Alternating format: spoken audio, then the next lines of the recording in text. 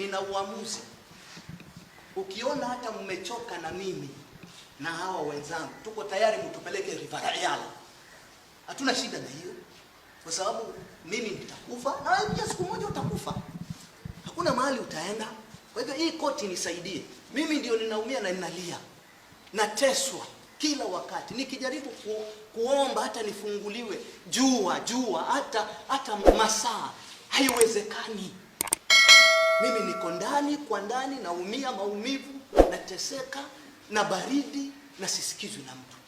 Wataka niende nikalilie wapi tena? Nikija kwako huwezi nikubali wewe. Maana unasema mimi ni radical. Naona. Kwa hivyo nalilia koti. By the way, hata sililii jamii, nalilia koti.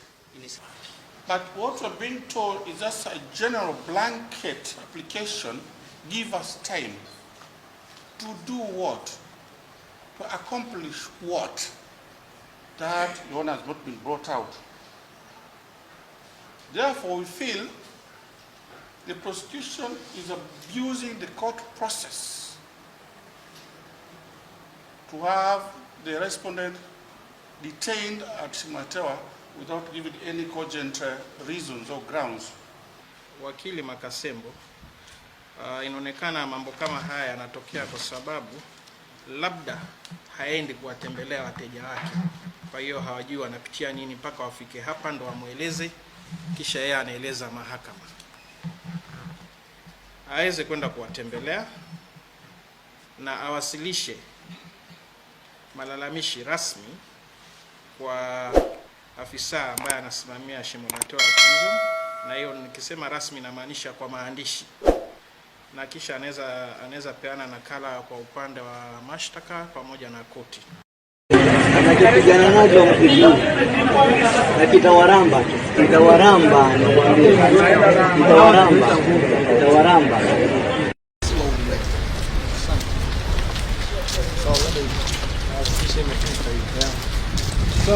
sawa. Waambie wanadamu bwana, ingieni kupitia kwa mlango ulio mwembamba. Mlango ni mpana mwendao.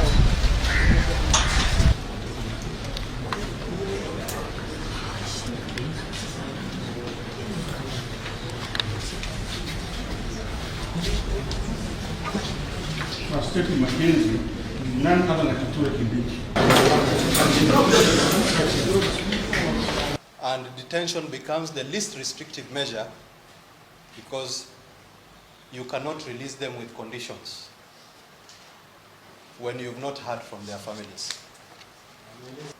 That the files that Mr. Jami and his team should expect to review before they recommend to the DPP appropriate charges, it is 90 criminal files.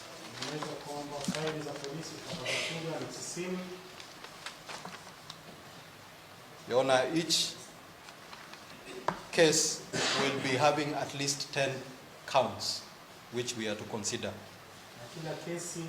Hello and what's up everybody, this is Elijah Geshoro. Welcome back to my YouTube channel. In case you're new here, subscribe.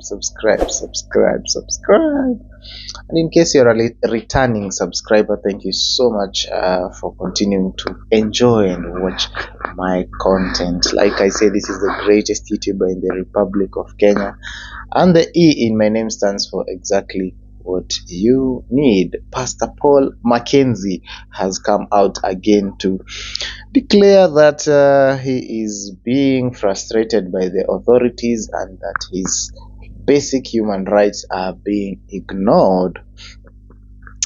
This comes after he was testifying at a court that the officers in charge of his protection are denying him food. He's not able to go and shower. He's not able to even see sunlight, as he is in a solitary confinement in a dark room, whereby he cannot be able to even see the light of the day. So he is complaining about these inhumane conditions that he's going through.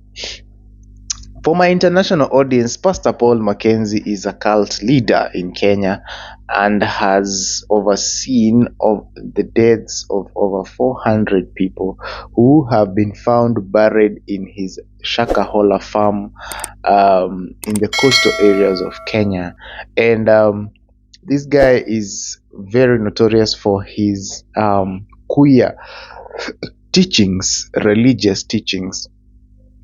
And among the key notable issues or key notable religious teachings that are synonymous with Pastor Paul Mackenzie, they include that people should not go to school, people should not go to hospitals, and the government is evil, and all these places are evil. In fact, he is advocating for the banning of any government document, be it a national identity card, the education certificates, and things like that. So his his cult teachings have made so many people to die because he used to force people to starve to death, and once you join his church you are forced to starve to death so that you are able to see Jesus. And that is exactly what so many people did, and they actually ended up losing their dear lives. And for Pastor Paul Mackenzie, he used to eat. Actually, for him, he used to eat, and even had a timetable of what to eat and when and what time and things like that. And that is what he used to do. But for his followers, he told them there is no eating so that they can be able to die and go and see Jesus or go to heaven. All right. And the funniest or the most shocking or the most cruel something is that some of these people are children, and once you realize that you are engraved in a cult, Pastor Mackenzie could not even allow you to leave that cult. There was a death school that was meant to ensure people don't escape, and if you escape, then your life is taken away. So that is the guy we are talking about. And he has really done this for some time and made sure hundreds of people have actually lost their lives. It is a very shocking thing, and this is one of the worst ever cults in the world, and in Africa and in Kenya it is the worst. In fact, even the terror attacks that we have seen in the country have not claimed such a huge number of people, meaning this is even worse than even a cult. So the president of the Republic of Kenya pronounced himself about Pastor Paul Mackenzie, and he said that people like Mackenzie deserve to be in jail. In fact, Mackenzie was arrested, was charged, and was even released by a court. But immediately he was released, he was rearrested and charged afresh. And so the aim of the government is to ensure Mackenzie gets a life sentence and lives his whole entire life in jail. When he was arrested for the first time, he actually came up with a claim, mnachopigana nacho hamkijui, what you're fighting you don't know, na kitawaramba. And that was the beginning of that common statement in the entire Republic of Kenya. People just see or refer to that statement when things are going haywire, and people refer to that statement of Kimewaramba. So this guy is really terrible, and I think for me he's really joking, and he actually doesn't seem to care about the impact of what he has done or orchestrated to do. Because if you look at his tone, even when he's talking to the judge, he's just carefree. He doesn't care. He doesn't look like he gives a damn about what he has already done, and he's there arguing that he wants food, but at the same time denying other human beings food. I mean, that is the height of hypocrisy, selfishness, ignorance. I even lack the right words to actually explain that. You actually make other people starve to death, but you can't even go a day or two without food. Like, you advocating for fasting. Why aren't you fasting in prison? In fact, I think the best punishment will be to even underfeed this guy. You give him food even once a week, just to ensure he's there.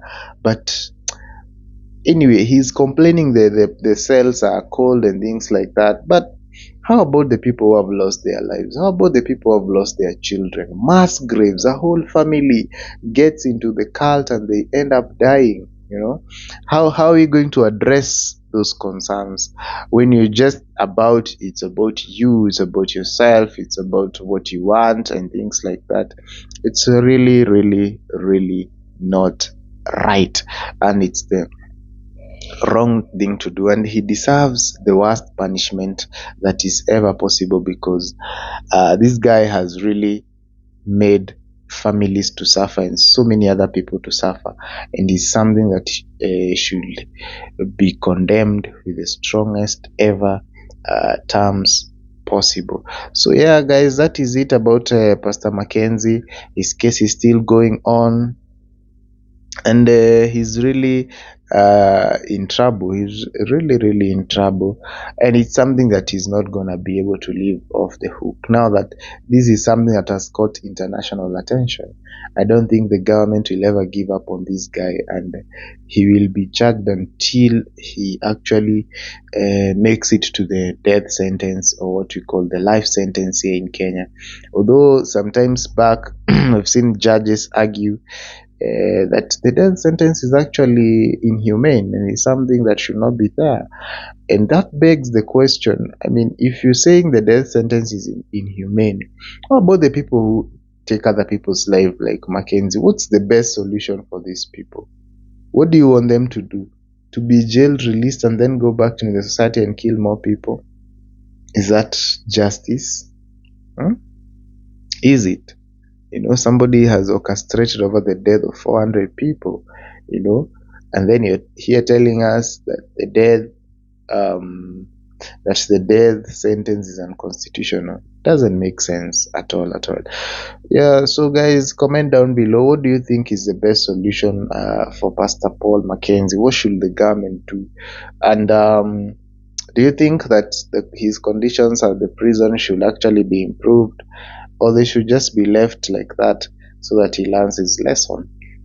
What do you think? What's your take about this funny man of God? Not really God, because I don't think God will actually orchestrate killing people. God provides healing so that people continue to live. God provides blessings. God removes curses so that people continue to live and live in happiness. But if you see somebody teaching things that are opposite of what the true nature of God is, and that is a cult, a demon, a devil, that should be actually be rebuked with all might. And the worst thing was that place was so remote, so that people could not actually have identified, and it's a very long parcel of land, very vast, over 800 acres. I just wonder when this process will end of exhumation of the bodies, because the government is continually exhuming these bodies, taking a break, exhuming like that until all the people who are there can actually be unearthed. Yeah, and the extent of the damage can be assessed. Thank you so much, guys, for watching this video. This has been your guy Lejageshoro. Subscribe, give this video a thumbs up, like, comment down below, and share with your family and friends so that you can reach a very big community and can be able to talk about everything and anything. In the meantime, adios, and see you in my next video.